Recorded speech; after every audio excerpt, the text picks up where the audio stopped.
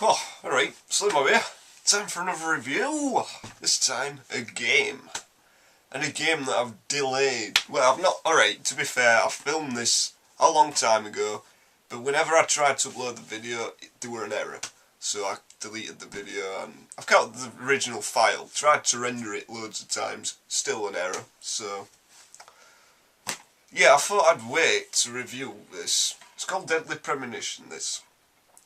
It's been out since last year. It's only just got released on Xbox Live Arcade, and it is an Xbox 360 exclusive, unless you live in Japan. I talk about it a lot. I don't know if you've noticed. I do reference it a lot, and that's because it's a fucking amazing game. Oh, it's been a while since I played it, but damn, Deadly Premonition. Easily, it's one of the most unique games you'll ever play. This, seriously. Now, in terms of graphics, it is that. Alright, now this is the thing. You cannot judge this. It has terrible graphics. Apparently, this game was made for the PlayStation 2. Like pretty early on, it had a long development, Deadly Premonition, and you can really see that. And there's been like no effort to actually upgrade the graphics, but that is the appeal.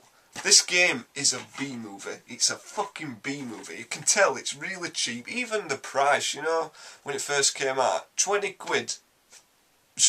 Like, you know, normally it's 40 quid in it for a game. £20 for this game. In terms of graphics and sound, even sound effects, it's got repetitive sound effects, very reminiscent of really old, you know, like PS1 style games where they couldn't just fill up a disc full of sound effects. It very reminiscent of that. It's wonderful.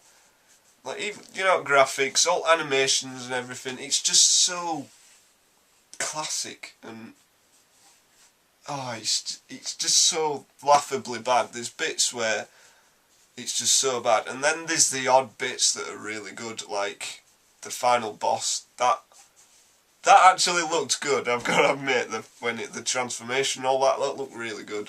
Apart from that, graphics terrible, sounds terrible. It's part of the experience though. Don't let it put you off, please. This game wouldn't be half the game it is without the bad graphics, if that makes any sense. So yeah, but I haven't mentioned the soundtrack. It's got a really good soundtrack, this game. I don't know if you remember, I uploaded this video.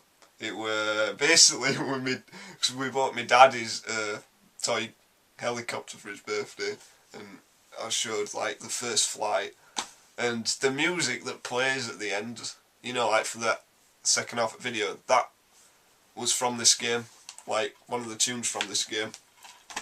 And like, it's such a memorable tune, but that's the thing with this game. It's a very small soundtrack, but they're really memorable tunes, and they play at the most inappropriate scenes, because it's like a survival horror, and there's some really dramatic points, and like there's a bit where you're looking at this dead body basically, and it just plays this really inappropriate like jazz in background, and it's like that all the way through. It's like you don't know whether or not to take it seriously. It's soundtrack, and the soundtrack goes really loud, like where the characters are talking. Luckily there's subtitles, but like, you know, characters are talking, and yet the soundtrack's like twice as loud, and then you get surround sounds right weird, where you get all voices going different places. It's just a fucking mess. It's brilliant.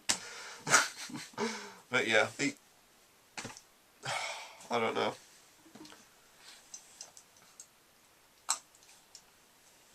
So yeah, in terms of presentation, graphics are terrible, sound effects are terrible, but they're perfect. The music is it's laughably perfect. I don't know, it's just so difficult to describe unless you play it.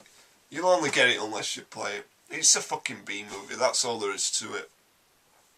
It creates the feel of a B-movie. Really cheap, really funny, and lots of passion. It's just brilliant.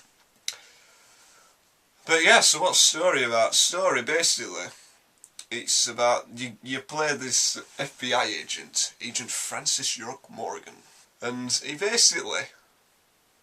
investigating these murders. Like all over America, there's been these murders, like where like women have had red seeds in their mouth, and yeah, this town that he goes to, Springvale, that's got this woman called Anna's been murdered, even though they call her Anna for some reason. So you're investigating these murders. I don't want to say all else because it'll kind of spoil. Because to be fair, right, it is a fucking hilarious game, but like, you know, all the plot twists and everything, they're like kind of genuinely shocking, and some of the scenes, I actually got really upset. Like, especially at end, there's a scene close to end where, you know, and that actually really upset me. Like, even though they're absolute nutters, all characters are fucking insane in this. I mean, there's like, even main protagonist, he has this imaginary friend called Zach, which, this is a really clever way to get you involved, because it implies throughout the game, one of the first things you do, York's talking to himself, and he like says, "Don't you think so, Zach?" or whatever, and you have to actually answer him. No, wait, he says, "Zach, are you there, Zach?" And it says like, "Press A now." So you press A and it's like, "Oh, good, I'm glad you can hear me." And it's like, you know what I mean? It implies that you're that imaginary friend, so it's like you're solving this case with him. You are York's best friend, and you're driving about through town, and he's talking about his favourite films and how he used to be a punk and things like that, and it builds such a deep and interesting character that other games just don't grasp that. I mean, wow. So yeah, sorry, I don't want to say much else. You do get nutty characters. It's just, that's the thing. So what's the gameplay like? Okay, this is a tough one. Basically what it is, it's basically a sandbox game, kind of, but linear, and survival horror. I offer it survival horror, like all the stuff at night where it's raining, and you got all the, what do you call them, the zombie things. That's kind of like a cross between like Resident Evil 4 and Siren, Blood Curse, things like that. It's bad. That's the thing. It's fucking not that good. But it's deliberate. It's fucking hard to explain. That's the beauty of this game, because even though it plays pretty bad, the story keeps you going forward. It constantly surprises you, even though it's not spectacular. It gets repetitive. The story carries this game forward, and it's a really good test. Like, people go on about hardcore gamers and how you classify a hardcore gamer, and I think this is one of the most hardcore games I've played. I think you have to be a very specific kind of gamer to appreciate this. And that's the thing. I mean, I've recently been playing Duke Nukem Forever, and despite it's had a lot of bad reviews, that game, and I've been playing it, and well, I'm going to review it at some point, but it is not a good game. But I fucking love the Duke, so I'm going to like that game. This is the same. I love the fucking characters. Don't get me wrong. This is much better than Duke Nukem Forever, but this has a similar thing. The survival horror as well. It's actually pretty good. Like, it does surprise you. At the beginning, the set pieces are like the better. The only problem with survival horror sections, there's not many enemy types, so it gets about halfway through the game and it's like, you've fucking basically seen every enemy in game, and you kind of want to just get through the survival horror sections so you can continue the story, and that's the thing. It's always makes you want to play on. You never really want to stop playing this game. And well, so yeah, that's half at gameplay. I've not even talked about it, but yeah, the rest of the game basically is going around driving in your car. That is what it is. You're driving in your car, you're talking to people, listening to very good music. The racing theme, like you do these kind of races, and the music it sounds like American Idiot by Green Day. It's like, trust me, just search for it, Deadly Premonition racing theme on YouTube.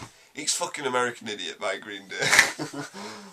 But yeah, all you do is drive about and stuff and talk to people, get through the investigation, and you just fucking laugh at the cutscenes and the interactions, and yeah, that's what it's about. It's a huge laugh, this game. It's because you don't understand. You can see, this style of gameplay, because it was developed for PS2. It would have worked. It would have made a decent PS2 game. Maybe not an incredible one, but the story carries it. So, but then you get that with the music, and you don't know whether or not to take it seriously. You want to, like, there's bits where you want to be kind of disgusted or upset, but the music's just so funny, or the dialogue's that bad, and it just fucking makes you laugh, and it's a fucking hilarious game. I mean, I was crying with laughing